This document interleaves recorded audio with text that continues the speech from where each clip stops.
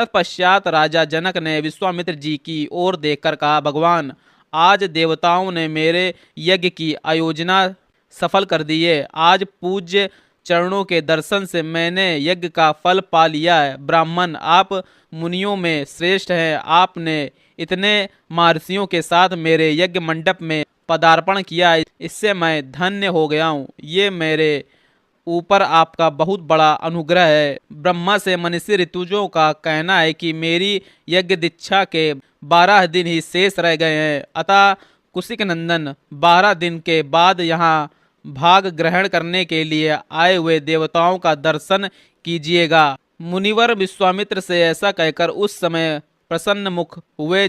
जितेंद्र राजा जनक ने पुनः उनसे हाथ जोड़कर पूछा, महामुने, आपका कल्याण हो।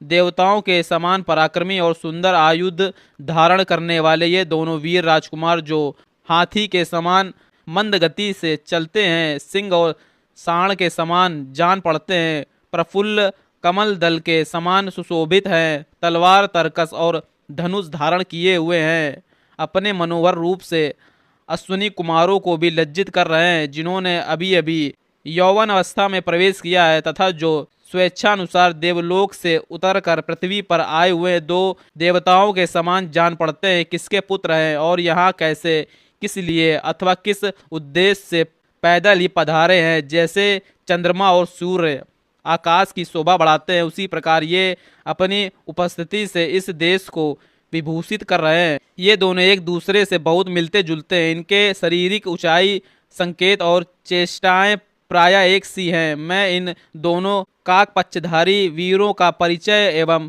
वृतांत यथार्थ रूप से सुनना चाहता हूँ। महात्मा जनक का ये प्रश्न सुनकर अमित आत्मबल से संपन्न विश्वामित्र जी ने कहा, राजन, ये दोनों महाराज दशरथ के पुत्र हैं। इसके बाद उन्होंने उन दोनों के सिद्ध आश्रम में निवास, राक्षसों के वध, बिना किसी घबराहट के मिथिला तक आगमन, विशालापुरी के दर्शन, अहिल्या के साक्षात्कार तथा महर्षि गौतम के साथ समागम आदि का विस्तार पूर्वक वर्णन किया। फिर अंत में ये भी बताया कि ये आपके यहाँ रखे हुए महान धनुष के संबंध में कुछ जानने की इच्छा से यहाँ तक आए हैं। महात्मा राजा जनक से ये सब बातें निवेदन करके महातेजस्वी महामुनि विश्वामित्र चुप हो गए।